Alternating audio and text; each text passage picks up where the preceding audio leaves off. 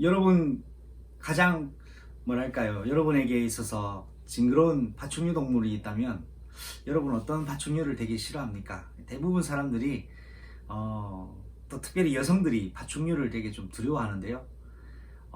저는 이 다리가 없는 파충류를 상당히 싫어합니다.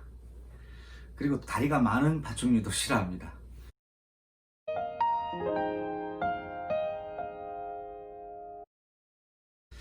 어, 애굽에 하나님이 이스라엘 백성을 보내주지 않는 그 바로 왕과 애굽 백성들을 향하여 하나님은 이 파충류로 중요한 심판을 또 단행해 가십니다. 바로 우리가 흔히 알고 있는 개구리 심판입니다. 나일 강가에 서식해 있던 이 개구리들이 하나님의 명령 한마디에 나일 강으로부터 애굽 전역을 덮쳐버립니다. 여러분 이런 속담 알고 계시죠?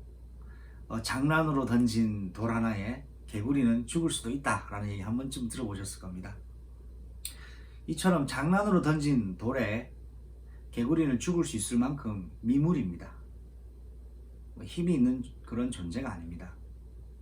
하나님은 이런 아무런 힘이 없는 미물 같은 것을 가지고도 가장 강력한 그 시대의 가장 강력한 왕권을 향하여 바로왕 앞에 애굽 전 백성들에게 심판을 단행하실 수 있는 능력의 하나님이십니다.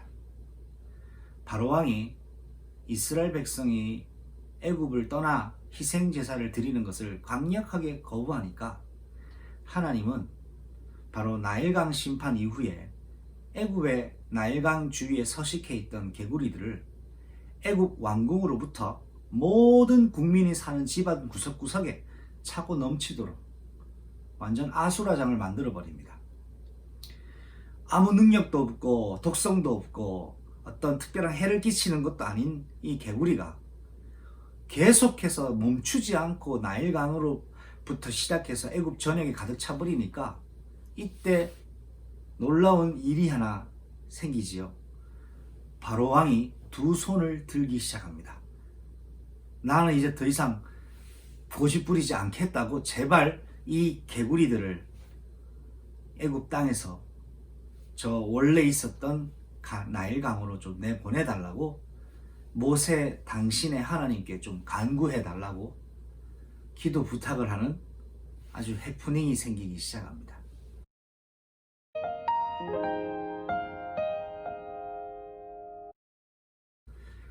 아무것도 아닌 미물을 가지고 하나님은 강력한 마음이 완고한 바로의 마음을 무너뜨리는 일에 쓰임 받게 하셨고 그렇게 하나님은 일을 진행하셨습니다. 그리고 이스라엘 백성들을 하나님이 예배 드릴 수 있는 희생제사 드릴 수 있는 곳으로 보내주겠다는 약속을 하나님의 그 개구리 심판으로 허락받게 됩니다.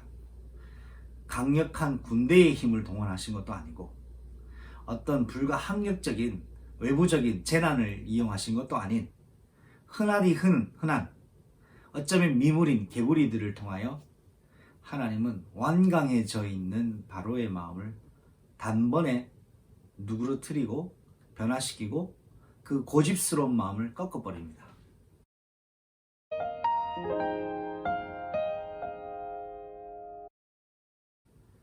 하나님은 여러분의 인생이 여러분 스스로가 혹 개구리와 같이 미물인 것 같고 이 세상에 아무런 쓸데없는 존재라고 느껴진다고 할지라도 하나님에게서는 그것이 전혀 상관없는 그것이 하나님께 제한되지 않는 것이람을 여러분 기억하셔야 됩니다.